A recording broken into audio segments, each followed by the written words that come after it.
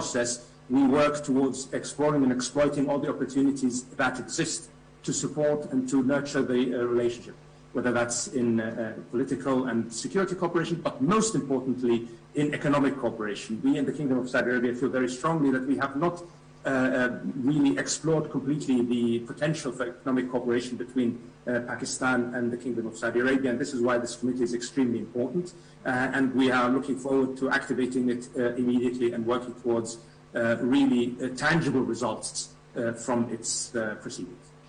All right, so there are some rumors that probably there will be a reciprocal visit, not if anytime soon, probably in a couple of months or by the end of this year. Is there any chance that the Royal Highness will come to Pakistan along with his delegation? The last visit we saw was in 2019. Anything new on the cards? His Royal Highness remembers his visit very, very fondly. It's one of his favorite visits that he's had, and he looks forward to coming back to Pakistan in the very near future. Of course, that remains to be coordinated, but we hope either this year or next year that we will be able to arrange a visit for His Royal Highness. In the meantime, we will make sure that at the ministerial level there are frequent visits from both our side, but also the Pakistani side, to make sure we maintain the momentum that has been built through this visit by the Prime Minister, and that momentum keeps continuing until we have another bilateral leadership level visit. Your Highness, the Prime Minister of Pakistan, Imran Khan, whom you have met, is very eager that Muslim countries, especially with Saudi Arabia, should join hands under the platform of OIC to raise the issue of Islamophobia with the key Western countries, and to impress upon them the hurt which is caused when insults are hurled on the Prophet Muhammad, the peace be upon him. What can you tell us about this possibility using the OIC platform? I believe the OIC is an important organ. It's the second largest multilateral organ in the world, and of course we need to use that platform to address all issues of intolerance, not least, of course, Islamophobia. Islamophobia is a very, very dangerous trend, a very dangerous phenomena, as is all discrimination against beliefs and systems. And we have this concern, and we share Pakistan, and I think almost all the world's concern that in some cases speech can go too far, and it can really be hurtful and harmful and damaging, not just to people's feelings, but really can lead to instability. Therefore, there must be a dialogue among all of us in the global community about how we address that, and how we address really the escalating tone of, I think, disrespect for religion in general. And of course, Islam is very much a target of that as well, and we as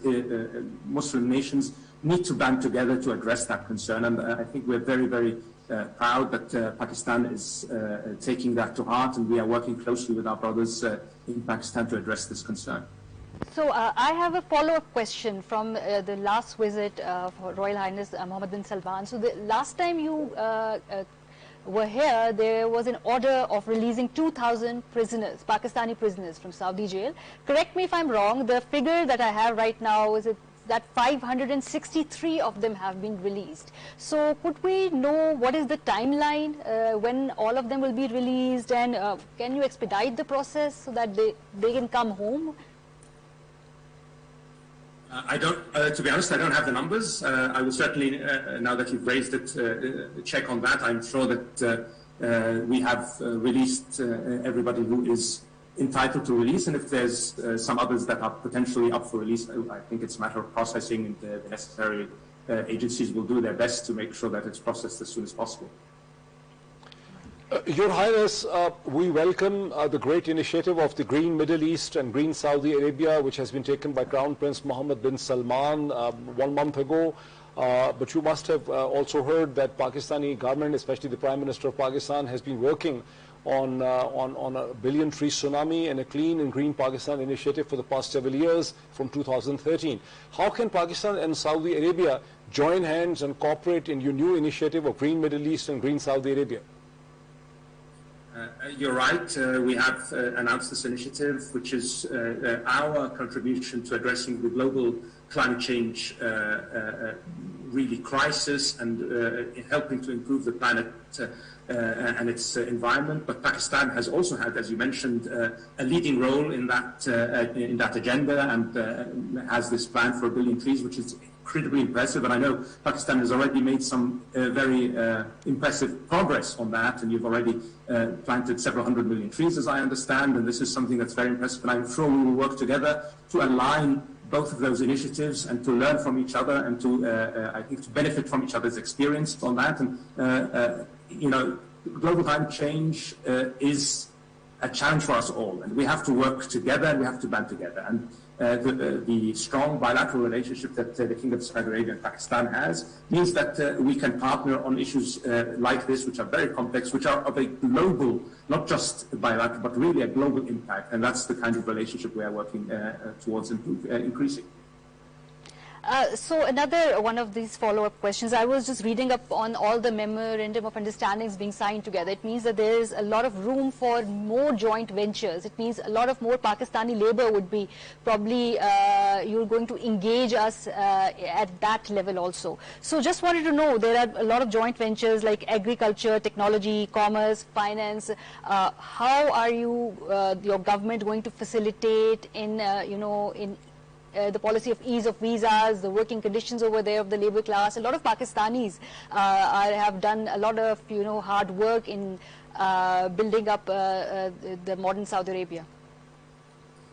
Absolutely. As I mentioned earlier, a real focus of this visit and a real focus of the discussion between the two leaders is the economic relationship, and a focus on building a much stronger investment climate between the two nations, both to facilitate Saudi investment in Pakistan, but also to facilitate Pakistani investment in the kingdom, as well as, of course, the contribution of Pakistani labor within the kingdom's workforce. We have recently undergone some significant labor reforms, which have improved to a great extent the flexibility of third country labor within the Saudi labor marketplace, where they are much more free to transfer their work from one employer to other. And all of this really facilitates a much stronger contribution for Pakistanis employed in the kingdom to find a prosperity within the kingdom, and at the same time contribute to the kingdom's prosperity and growth. You know, we have a very ambitious plan, Vision 2030. Under that plan, we expect to grow significantly the employment base in the kingdom. That means, of course, there will be significant opportunities for additional employment for Pakistani nationals.